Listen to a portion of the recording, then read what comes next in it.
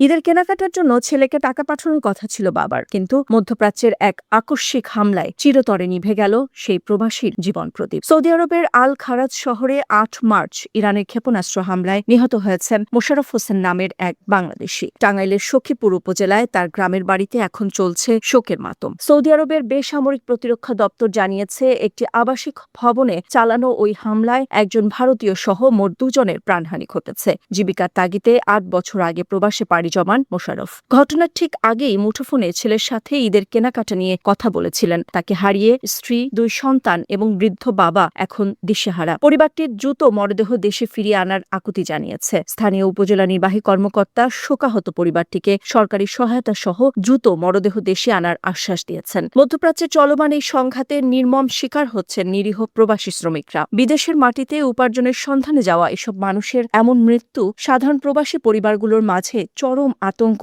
ও নিরাপত্তাহীনতা তৈরি করেছে। প্রবাসী কর্মীদের নিরাপত্তা নিশ্চিতে সংশ্লিষ্ট দেশগুলোর কূটনৈতিক তৎপরতা আরও জোরদার করা প্রয়োজন।